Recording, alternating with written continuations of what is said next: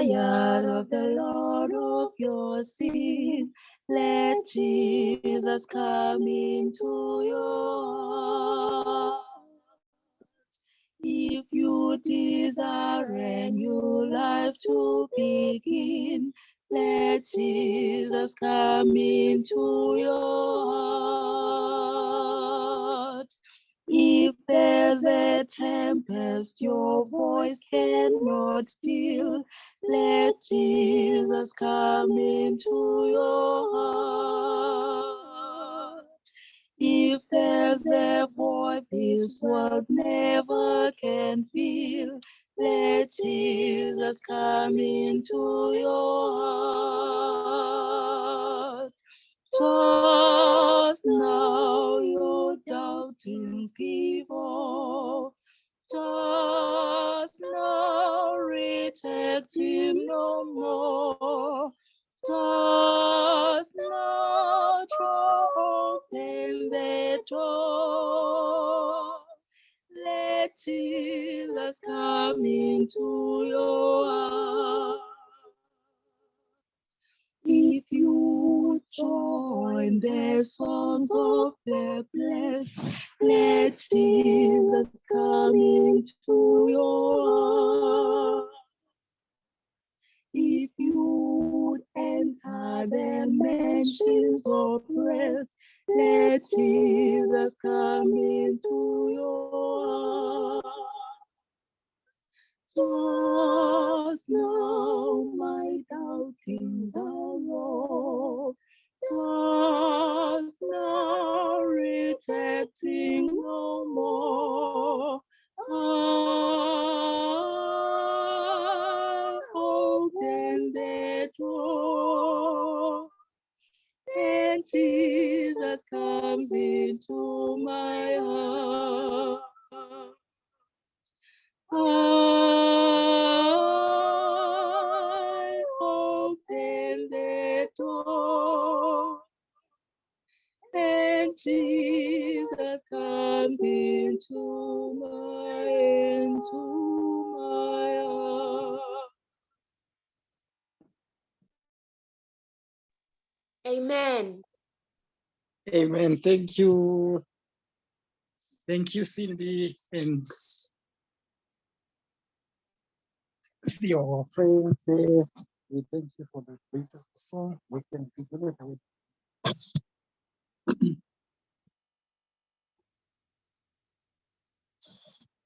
dear Lord, we thank you for your grace and your mercy. We thank you for keeping us safe throughout the week. Lord, as we retire to rest, as we're about to open your word, and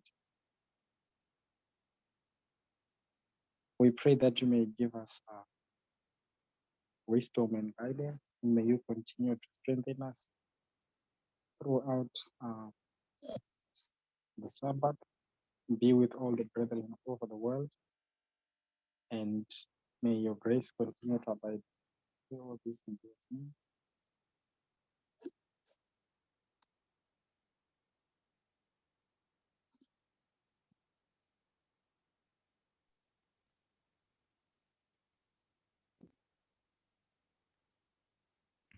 Okay. So we are going to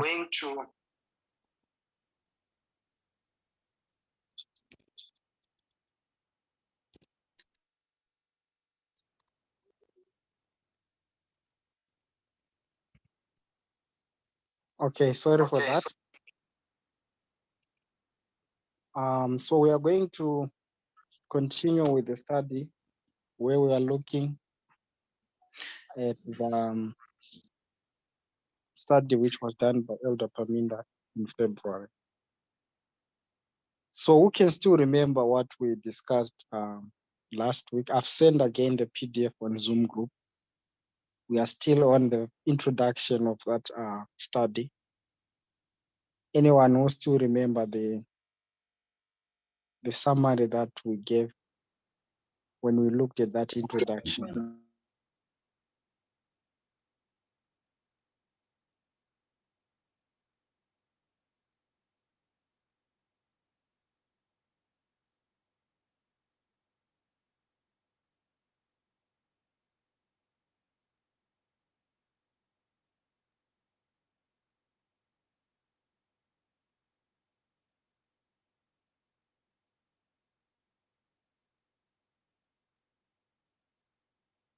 Okay, people have forgotten.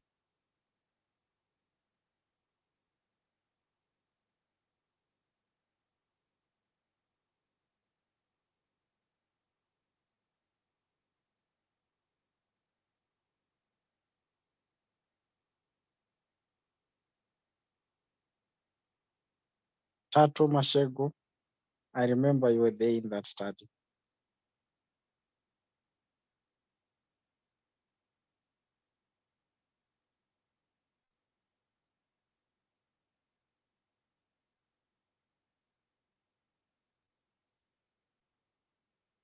There's a hand. I think it's Lillian. You want to say something?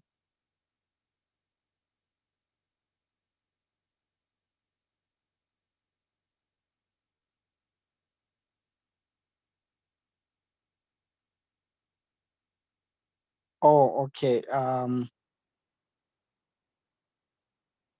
Patumuzi, you want to interpret?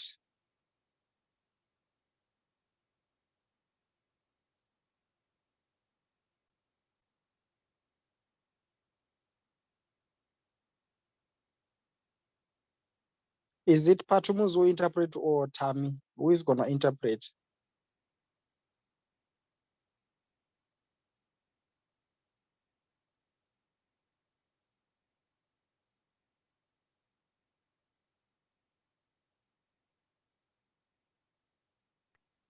Hi, Milton.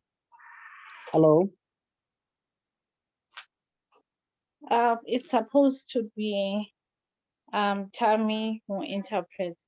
Like when I found Yes. out that maybe we failed to upgrade, I thought maybe it was gonna be a hold for now. But then if she's ready, I think maybe we can, be talking and then giving opportunities so that she may be able to interpret.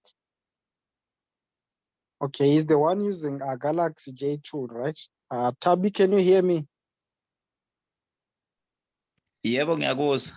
I can hear you. Can you hear me? Yes, I can. Okay. Thank you. All right. So you are ready. You can interpret, right? Yes. Patumuzi is held somewhere. He was supposed to be interpreting. Okay. No problem. Okay. All right.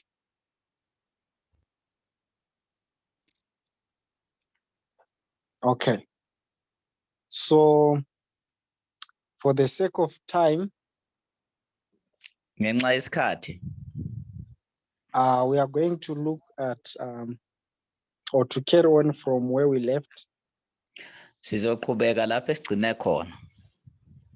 I just want to go back and give a brief summary of what we looked at last time. Ngifisa nje ukunika okufishane kulokho esasikubhekile ngesikhathi esendlule. Okay. So we looked at this study, which was a question and answer. Sabuka ke isifundo esasiphathele nemibuzo kanye nezimpendulo. And we saw that the question which was attended first, Sabuka kumbuzo okwaba yiwo kwaqalwa ngawo. it was broken down into 3 parts. Wasuhlukaniswa kuyigaba ezintathu. And we saw that with these 3 parts, Sasesibona ukuthi ngale igaba ezintathu the questionnaire was asking, how are we supposed to live? owayebuza umbuzo wabuza ukuthi kwamele siphile kanjani empeleni. During the time when there is the issue of war, Ngesikhathi lapho kukhona khona impi. the question of economy, Nombuzo ophathelene nomnotho. and also the issue of natural disasters in connection with climate change. Kanye futhi nezibhicongo ezenzeka ngenxa yokuguquguquka kwesimo sezulu. So we saw that these 3 things, Sabona ukuthi lezi zinto ezintathu it comes down to the issue of taking care of our personal needs. zonke zibe seyisisa ekuthenini ke sinakekela kanjani thina ngezidingo zethu zempilo.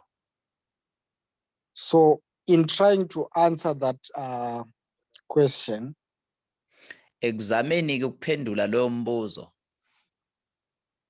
we saw that the issue of taking care of ourselves sibonile ukuthi udaba oluphathelene nokuyinakekela empilweni it's impacted with the worldview we had from the previous dispensations. kuhambisana ke nokuthi nempe sibe nayo kwizizukulwane esindlulile. So we saw that when we go back to the histories prior to 2018, Siyabona ukuthi ukubuyela emumva emlandweni ongale yakuka 2018 because of the way we were reading the Bible and the spirit of prophecy, ngenxa yendlela ebesifunda ngayo iBhayibheli kanye nomoya wesiprofeto,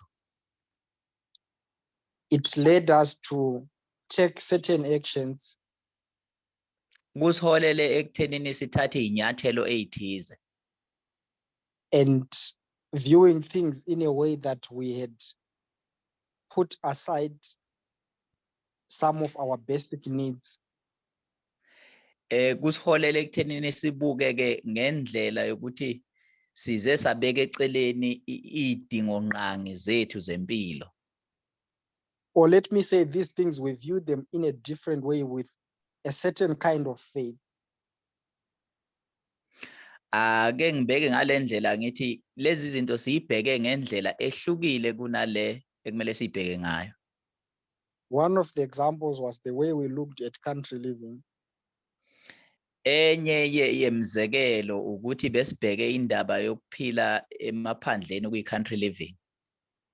And without a careful consideration, ngaphandle ke kokubhekisisa kahle lokhu, some of us decided to leave our jobs. Abanye bethu baqoka ukuyishiya imisebenzi yabo. And we took a decision to follow the counsel from spirit of prophecy to do country living. Sathatha ke isinqumo esiyalelwa kumoya wesiprofeto ukuba siyophila kuyi-country living. In light of the belief that we are living before or just close to the Sunday law, ngenxa yokukholelwa ke ekuthenini sesiphila ekusondeleni kwe-Sunday law noma sesisondele khona. okay, so we did not fully understand how this event is going to unfold. Azange siqonde ngokuphelele ukuthi konke lokhu ke kuzokwenzeka kanjani. And as time went on, we saw that the midnight cry opened more of how this event was not going to be the way we thought it will happen. Isikhathi ke sithe masilokhu siqhubeka sase sibona ukuthi umlayezo we-midnight cry awubanga ngale ndlela ebesicabange ngayo ukuthi kuzokwenzeka ngayo. And we were required to review our decisions, even to consider taking some steps back, some of us. Safaneleka ukuba sicabangisise futhi siphinde sithathe inyathelo sihlehle sibuke ukuthi besibuke kanjani. So this is one of the examples we saw that many people got discouraged or disappointed when the midnight cry clarified some of the things. Enye ke yezinto ebonakalisa ukuthi abaningi bethu baphoxeka ke lezi zinto zikhanyisiswa ukuthi kwamele zibe kanjani. Yeah. So when we even look in other histories, I did this study on Sabbath when I visited Orange Farm Fellowship. Masibuka ke eminye imlando ngike ngahamba ke ngayovakashela abanye abazalwane Orange Farm. So we try to look at other histories where we see examples of the period we are living in and how the test we are going through is similar to those histories. Sisabuka ke eminye yemlando sibheka ukuthi lokuvivinywa kuyoba kanjani nje masiqhathanisa nemlando sekwenzekile kuyo.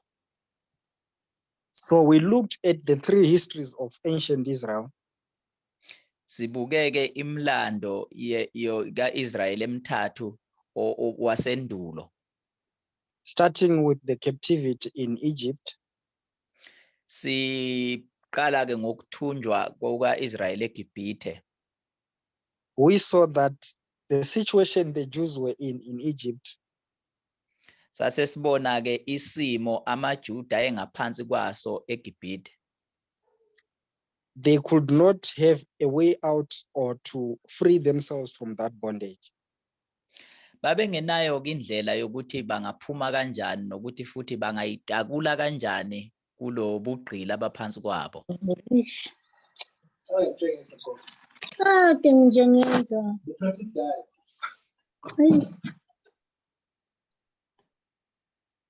Lillian, can you close your mic?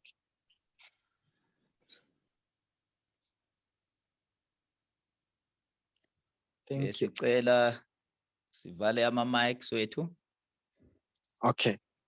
So when God intervened in that dispensation to rescue the Jews, uNkulunkulu mayengenelela ke kuleso sizukulwane ukuhlenga amaJuda.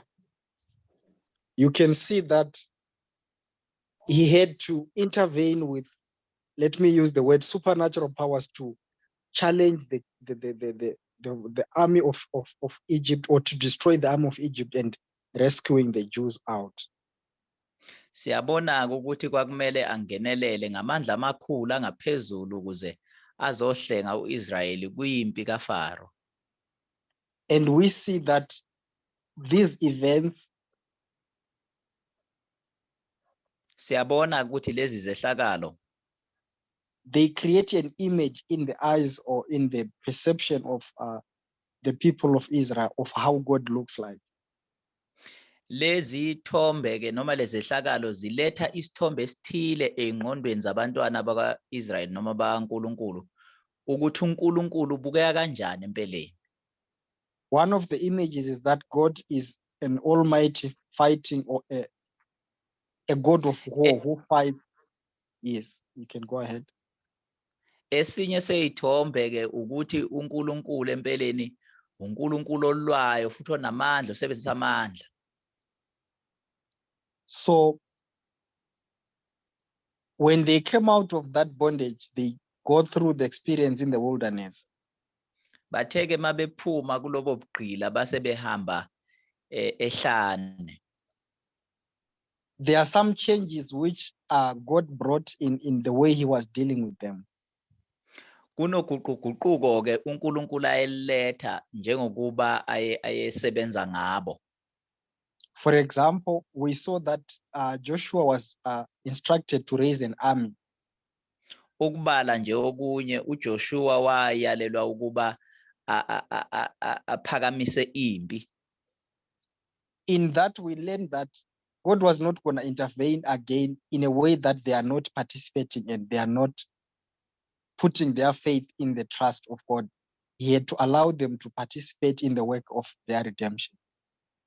Kulokho ke siyabona ukuthi uNkulunkulu akazange asebenze ngendlela bebelindele ngayo ukuthi uzosebenza ngayo, kodwa bekumele nabo bezibandakanye ekuhlengweni kwabo. But as we see their experience in entering into Canaan, God had to intervene in a mighty powerful way again. Kodwa masibona ke ukungena kwabo eKhenani siyabona ukuthi uNkulunkulu wangenelela ngendlela enamandla. We can also look at their experience when they went to Babylon.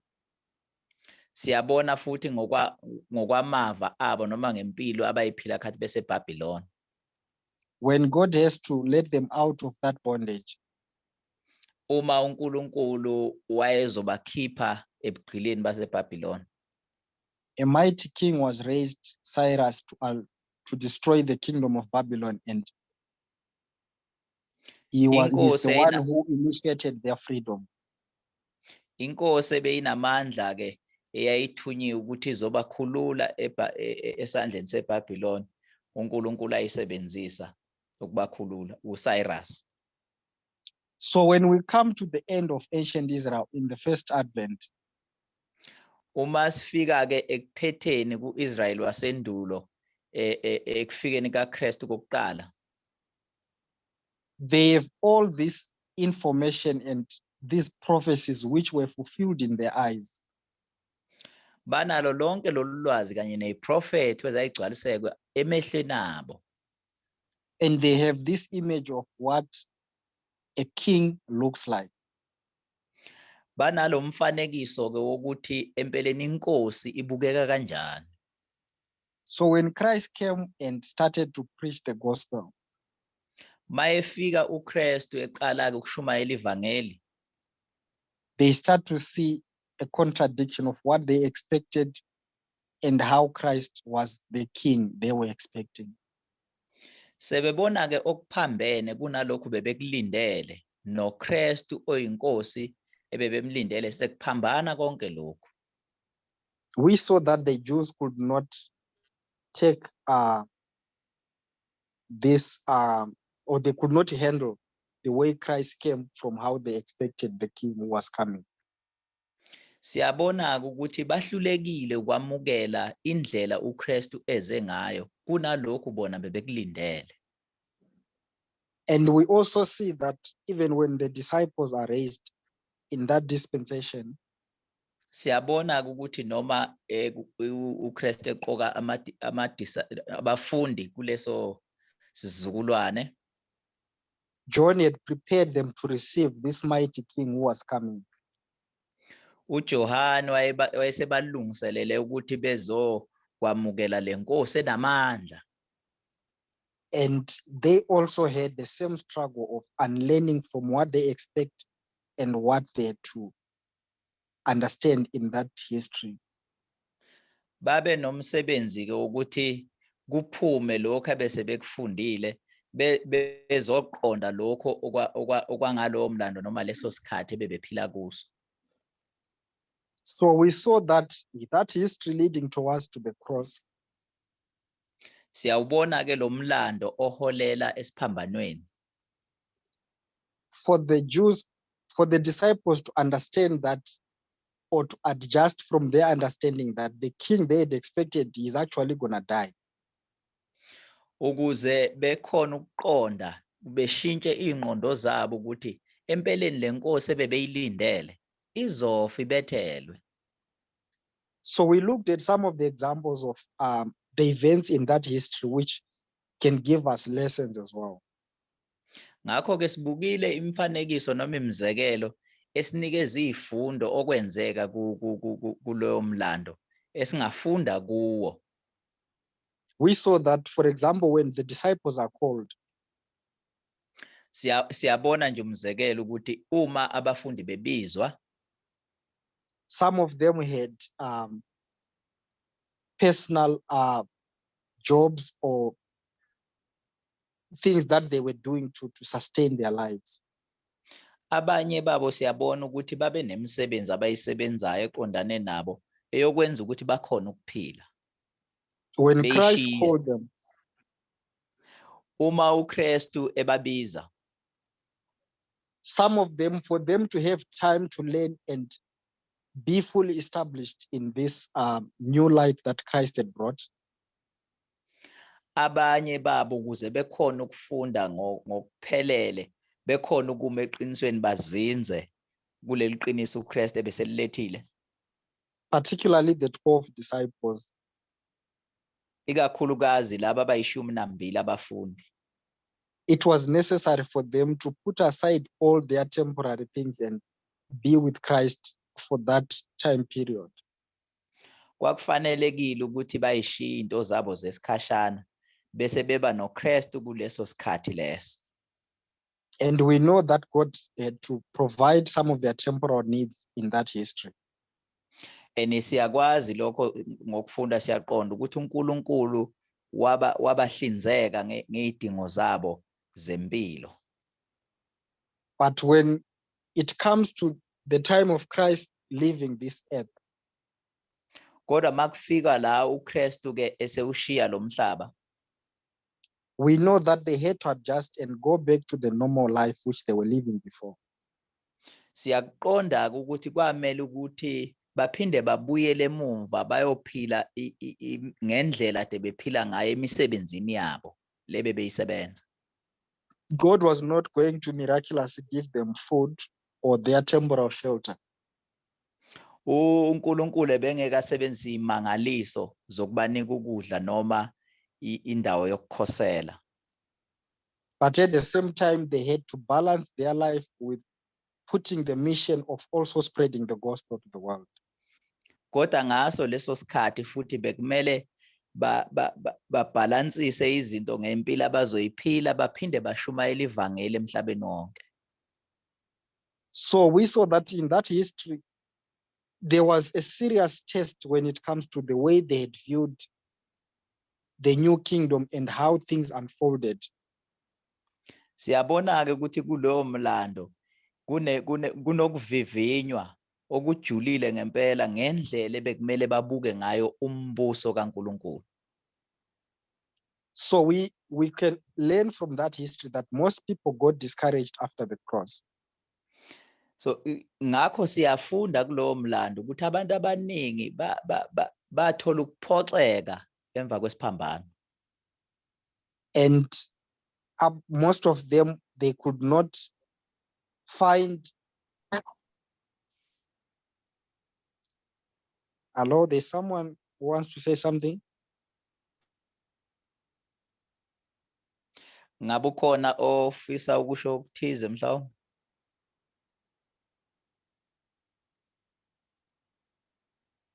Okay, we'll carry on. Sizoqhubeka. So in that history, we can learn a lot of how even then. Yes. Okay, kulo mlando ke sifunda okuningi empeleni. So we looked at that history and we compared with the history of modern Israel. Sibukile ke lo mlando bese siuqhathanisa no-Israel wamanje. So with the history of modern Israel, we started with the Millerites. Ngomlando ke ka-Israel wamanje siqale ngomlando wama-Millerites. So from the history of the Millerites, when you look at the three dispensations they went through, Uma sibuka kumlando wama-Millerites bese sibuka izizukulwane lezeyintathu abandlule kuzo. So the first dispensation, the primary focus was the date which Christ was coming, which was 1844, 22 October. Ngakho izizukulwane sokuqala sona besibheke usuku nonyaka kokuza kaJesu Kristu kuyimhla ka-22 October 1844. So with all the processes that they had carefully studied and went through, zonke ke le prophetho abebeyifundile bayibhekisisa kahle, they had such a strong conviction that 22 October, the world is coming to an end. baqonda ukuthi ngomhla ka-22 October 1844 umhlaba ufinyelele emaphethelweni.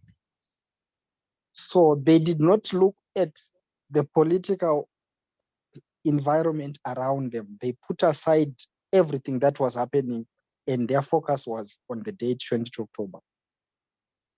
Babeseke babeka konke okunye eceleni ezepolitiki nezehlakalo ezazenzeka ngaphandle babuka nje kuphela usuku kanye usuku kanye nesikhathi sokuza kaJesu kuphela okunye bakhohlwa yikho. So we know that the disappointment came. Siyazi ukuthi ukuphoxeka okukhulu kwafika. There was even a scattering in 1844. Kwaze kwaba khona ukuchitheka ke ngo-1844. And then there had to be another gathering. Kwase kwafanele ukuthi beqoqwe futhi babuthwe okwesibili. When they are gathered in this second dispensation, 1850 going forward, Uma bebuthwa ke okwesibili kulesizukulwane kusukela kwe-1850 kuya phambili. Looking at the history they were coming from, Sibheka ke umlando lapha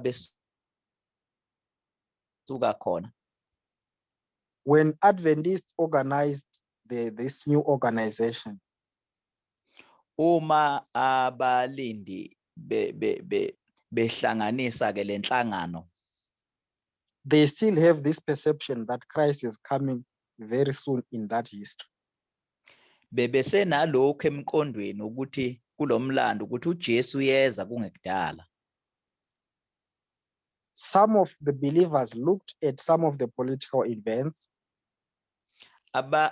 Abanye abazalwane babe sebabuka ke izehlakalo zangaphandle eziphathelene nepolitiki, but they did not connect them correctly to their prophecies which they were living in their time. kodwa ke abazange bakhona ukuthi beyihlanganise kahle neziprofeto zangaleso sikhathi bebephila kuso. So when we come to 1989, Uma sifika ke ku-1989, when this movement is raised, uma le movement ke ivezwa noma iqhamuka, we come from these two histories with the same perception. sifika ke nalemlando emibili nokuqonda okufanayo. And even the methodology we were using to apply some of the events was similar. Nanendlela ke esetshenzisiwe ukuqonda iprofeto ibifana nayo. We know how we started to apply, especially the events from 2001 or 9/11. Siyazi ke ukuqonda kwethu iprofeto eziphathelene no 2001 noma i-9/11. The applications we're making from the Bible and the SOP, Ukuqonda kwethu bekuyame eBhayibhelini nakumoya wesiprofeto. and looking at the history of ancient Israel, Uma sibheka ke umlando kaIsrayeli wasendulo, we saw that God had to follow the same similar pattern. There is a first messenger who was raised.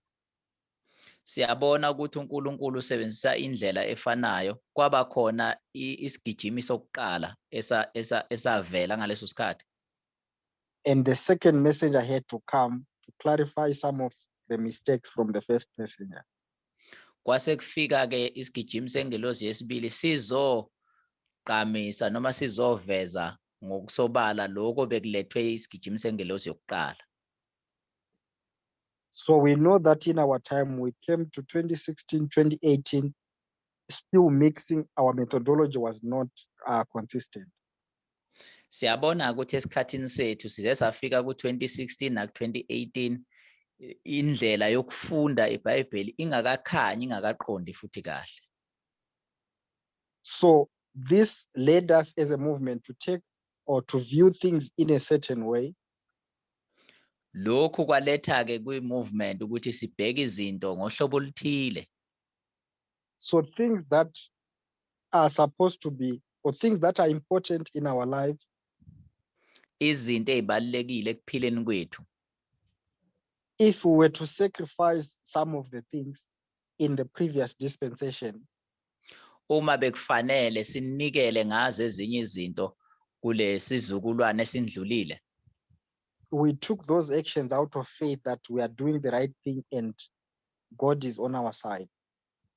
lezo zinto siyithathe ngokukholwa, sicabanga ukuthi senze okuyiko futhi uNkulunkulu ungakithi. So there are many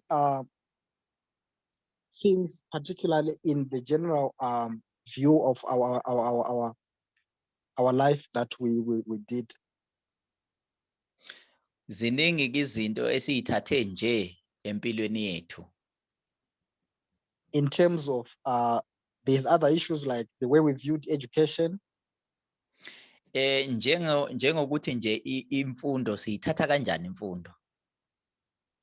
The issue of how our children should not be raised in the school curriculum of the world. Nodaba lokuthi abantwana bethu akumele ukuthi bafunde imfundo efundwa ezweni noma ezikoleni zasezweni. So we see that in all these things, Siyabona ukuthi kuzo zonke lezi zinto we took extreme steps sithathe izinyathelo ezinqala ngempela. and when the midnight cry opens up, Uma ufika ke umlayezo we-midnight cry, we had to relook at those steps kubese kwanyanzeleka ukuba sibheke futhi lezi nyathelo besiyithathile. So we see that all these things created a lot of anxiety. Siyabona ukuthi zonke lezi zinto zilethe umuzwa womunyu kithi. And considering the fact that the events which we have been learning from 1989, Noma sibheka ke izehlakalo lezi esesiyifundile kusukela ngo-1989, some of these events are actually fulfilling right in front of our eyes. ezinye zalezi zigameko ziyagcwaliseka phambi kwamehlo ethu.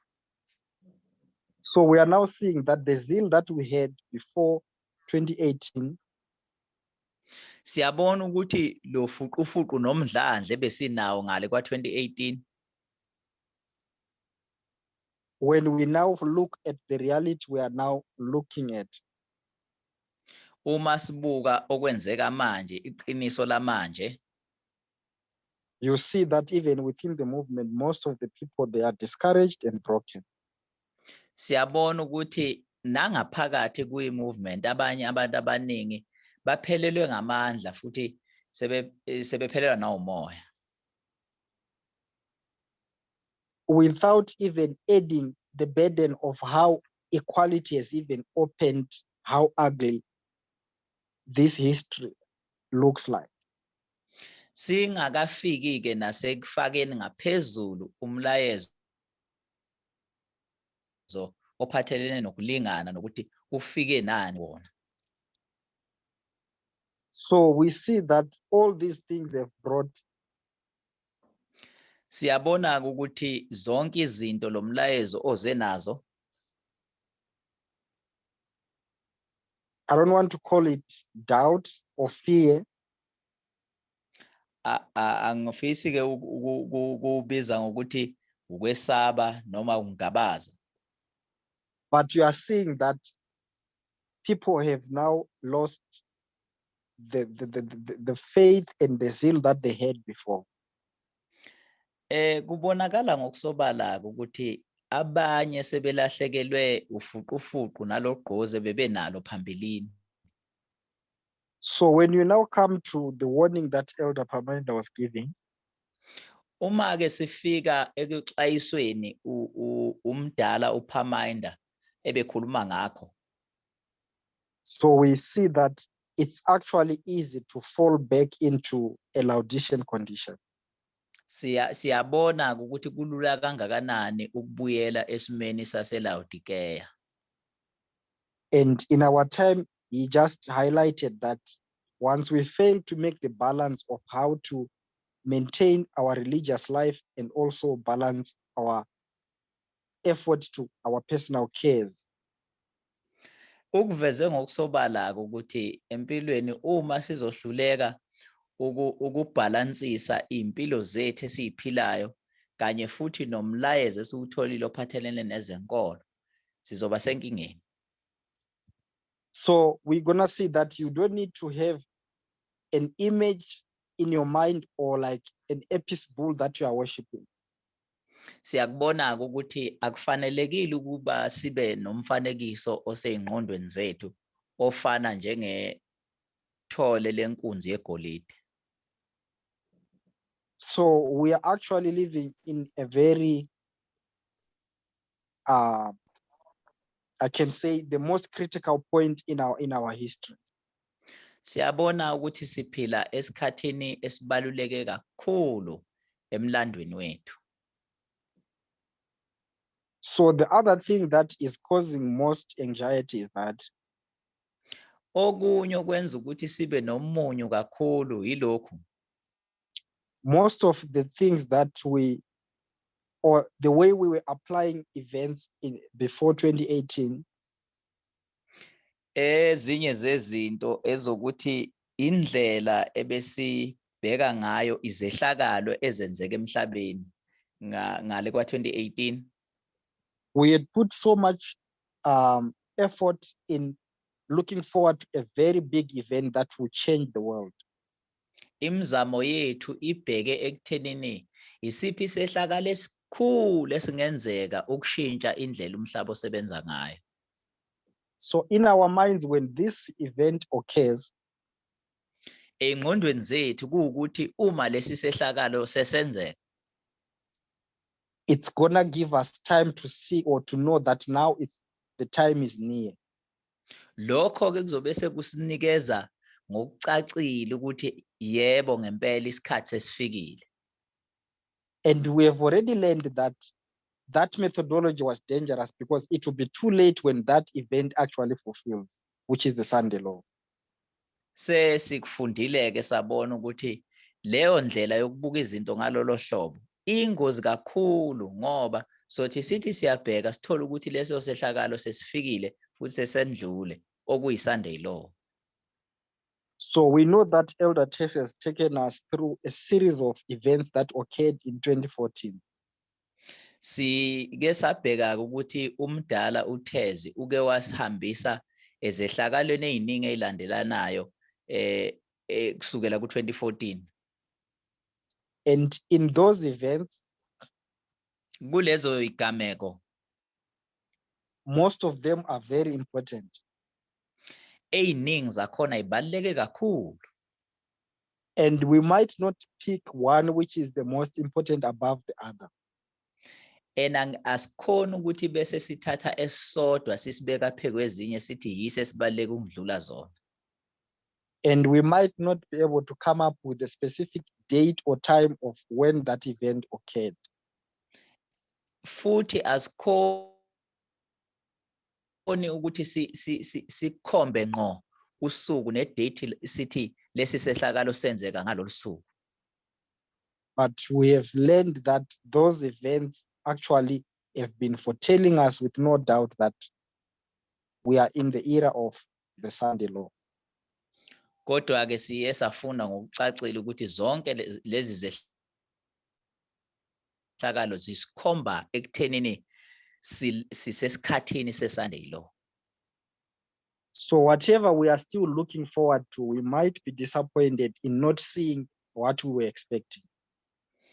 Nanoma ngabe yini ke siyibukayo kwafanele siqaphele ukuthi sibona kahle asindlulwa yilokho esikulindile sikubuka phambili kanti sekula.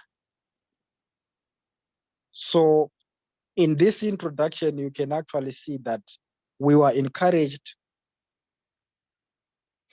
Kulesi ngeniso ke siyabona ukuthi siyagqugquzelwa empeleni to keep up with the light that was opened from 2018. ukuba sihambisane nalokukhanya umlayezo esiphiwe wona kusukela ngo-2018.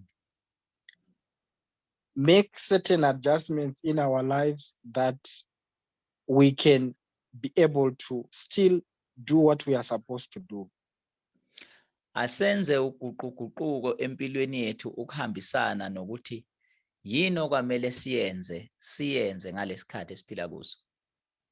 So we see that this information gives us a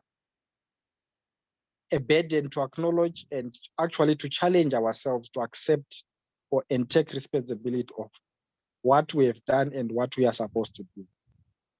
Siyabona ukuthi lo lwazi noma lemniningwane isinikeza ukuthi siqonde futhi silungise sazi ukuthi yini into okumele siyenze ngalesi sikhathi. So we have seen that yes, many people are discouraged and broken. Siyabona ukuthi abantu abaningi baphelelwe ngamandla futhi bayatubeka. kulesikhathi esiphila kuso. And the emphasis of the message in our time is how we take care of each other. Okugcizelelwayo ke ngalesikhathi esiphila kuso nomlayezo esinikwe wona ukuthi sikwenza kanjani ukuthi sinakekelane omunye nomunye. So I believe individually, if we all take this message with same courage, Ngiyakholelwa ukuthi ngamunye ngamunye uma singathatha lo mlayezo ngesigqi noma ngamandla afanayo, and we start to lift each other up from all the things that we are going through, bese sikhona ukuthi siphakamisane yilo nalo kulezinto esiphila kuzo sinikana amandla. we should be able to come out of this situation and see the bigger picture. Siyokhona ukuthi sitakulane siphume kulesimo esikuso sibone futhi isithombe esikhulu saloko esibhekane nakho. Because this situation can be an instrument in the hands of the devil, Ngoba lesi simo singaba ithuluzi esandleni sesitha. ukuthi we don't actually see the greater work that lies ahead of us. Ukuba sigcine singaboni umsebenzi omkhulu esibekele wona ngaphambi kwethu. Because individually we are all consumed now in trying to save ourselves. Ngokuba omunye nomunye ugcina manje ecwila esezama ukuthi ayisindise yena loya naloya. And we disconnect ourselves from the duty that we had vowed that we will be the priests that represent Christ in this time period. Bese ke ngalokho sigcina sihlukanisa nomsebenzi esinikwe wona ukuthi thina sizomela umsebenzi wobupriest esiwunikiwe okumela uJesu Kristu.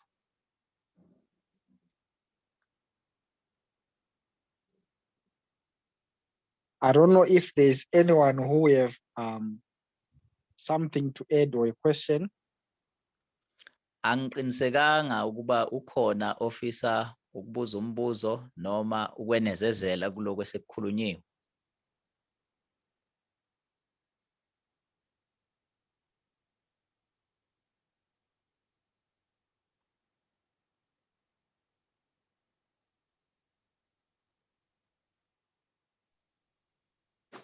Hi, Milton.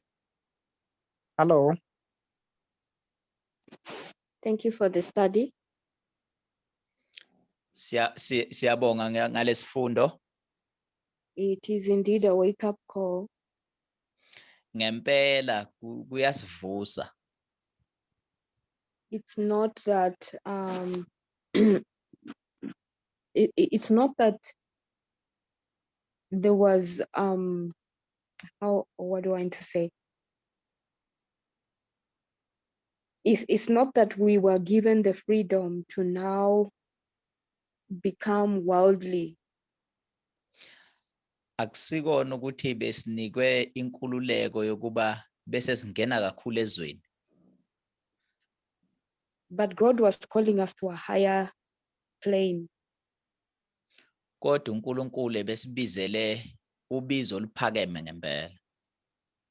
When this message came and challenged our thinking about when the message came to challenge our thoughts about our understanding of the reforms, Uma lo mlayezo ufika uzosiphosela inselelo mayelana nokuqonda ama reforms. It was not to do away with them, but to elevate us to a higher grade of understanding. Bekungasiko ukuthi lokho kuzoletha ukuthi siwasusa ama reforms, but bekuwukuthi sikhuphuke kunalapho besikhona khona. Because before the midnight cry message, our understanding was in fact very unchrist-like.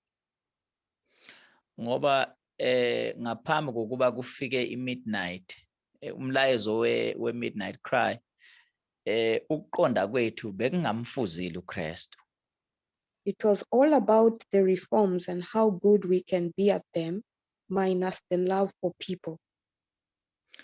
Bekuwukuthi ke ama-reform lines siwaqonda kangakanani ukwazi kwethu kwase kuhlwitha kususa uthando lukaKristu nokuthanda futhi abantu. We saw ourselves as God's special people and everyone else was lost. Sibone njengabantu bakaNkulunkulu abakhethekile bonke abanye abantu belahlekile. What God is showing us is that, yes, we must continue to walk in righteousness. Kodwa empeleni uNkulunkulu asibonisa kona ukuthi yes kwamele siqhubeke ukuphila ngokulunga. But what he has added to it is love for humanity. Kodwa abese wakunezezela ukuthi sithande isintu sonke. So that we don't look at worldly people as enemies, as people that may contaminate us. Ukuze singagcini sibuka abantu basezweni njengabantu abayizitha kithi futhi abazosithelela ukufa okuthile. But they are God's children, he loves them and he has a work for us to do on their behalf. Kodwa kube ukuthi bangabantwana bakaNkulunkulu nabo and kunomsebenzi anawo for bona nabo. And that love for people actually begins in our homes. Kube ukuthi futhi uthando lwabantu luqala emakhaya ethu. How we treat our spouses, especially the wives, and how we treat our children. Sibaphatha kanjani abalingani bethu, amakhosikazi, abayeni bethu, even nezingane. So even when we go looking for jobs and seeking for an education, noma futhi sihamba siyofuna imisebenzi futhi sifuna nemfundo. God wants us to still remember that it's all about the gospel. uNkulunkulu ufisa kuba sikhumbule ukuthi konke lokhu kuphathelene nevangeli. So that our seeking to, to provide for ourselves and our loved ones does not become a stumbling block to our salvation and cause us to break the law of God. Kuze kube ukuthi ukufuna kwethu ukuthi siziphilise, siphile akugcini kuma endleleni yevangeli kube itshe lizoba isikhubekiso kithi sibe sifisa ukuthi sondle imindeni yethu bese silahlekelwa insindiso. Thank you, Milton. Ngiyabonga. Thank you, Elder Doreen, for putting a capstone on that summary. Ngiyabonga kakhulu Elder Doreen ukushayela isipikili kulokhu ngokufinqa kahle. And yeah, I just wanted to add, Bengifisa nje ukunezezela kulokho. looking at the experience of the disciples before and after the cross. Ukubuka ke izehlakalo eziphathelene nabafundi ngaphambi kwesiphambano. Especially when it comes to the test of love and how we view other people. Ikakhulukazi makufika ekuvivinyweni mayelana nokuthanda abanye abantu. We know that God had to give him a vision. Siyabona ukuthi uPetro uNkulunkulu kwakudingeka ukuthi amnikeze umbono. He saw a vision of these unclean animals. Wabona umbono walezi zilwane ezingcolileyo. And God tell him to take and eat. uNkulunkulu wamyalela ukuba athathe adle. And that vision was fulfilled. Peter, for the first time, he was led to come into contact with people who were outside the religion of the Jews. Lo mbono ke wagcwaliseka ngoba uPetro empeleni waholelwa ukuba ayohlangana nabantu abangasiyo amaJews okokuqala they started ministering to these people who were outside the Jewish circle. baqala ke ukushumayela abantu abangaphandle okungasiwa amaJuda. But even with all that effort for them to view things in a different way, Kodwa nangayo yonke ke lemizamo yokuthi babheke izinto ngenye indlela, we saw that the culture or the way they thought religion looks like, siyabona ke ngendlela ababuka ukuthi inkolo empeleni ibukeka kanje. they still struggled how to welcome and relate to people who had not been raised in that culture before. Siyabona ukuthi kwaba inselela kangakanani kubo ukuthi behlangane nabantu okungasibo abangamaJuda abezinye izizwe, ukuthi kwaba nzima kanjani ukuthi bakhona ukuhlangana nabo. And Paul had to labor even among his brethren to teach them how to put aside some of the reforms that were no longer applicable and be able to love the new believers and leave the rest in God's hands. Siyabona ukuthi noPaul wasebenza kanzima kangakanani ezama ukufundisa ukuthi abazalwane bakhone kanjani ukuxhumana nokuzwana nabantu bebengesibo abenkolo kodwa asebengene ekukholweni evangelini. And we know how trying that experience was, because most were seeing it as if God is now destroying the religion that they know from the time they were born. Siyaqonda ukuthi kwaba nzima kangakanani lokho ngoba abanye abazalwane babebona ngathi uPaul uze ukuzochitha izesekelo kaNkulunkulu ebeyibekile mayelana namaJuda. So even in our time, we are seeing that our effort to keep the reforms, like how we value the Sabbath, nesikhathi sethu ke siyabona ukuthi sizama kangakanani ukugcina izinto zime ngendlela uNkulunkulu esicabanga ngakhona njengesabatha nje. we still need to keep in the back of our mind that God is not destroying this protection around us.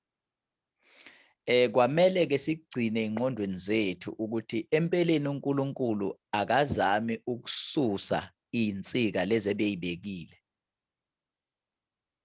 So with that, I hope it was a blessing for everyone. Is there anyone who wants to add something? Ngalokho ngiyathemba ukuthi kube isibusiso. Ngabe ukhona ofisa mhlawumbe ukunezezela okuthile?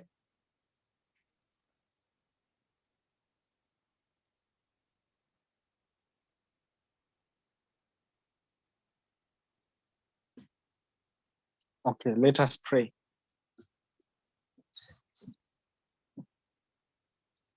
Thank you, Lord, for your wonderful mercy and your grace. We thank you for the Sabbath, and may you continue to grant us faith, grace, and wisdom, that we may fulfill the call that we put our lives to fulfill it.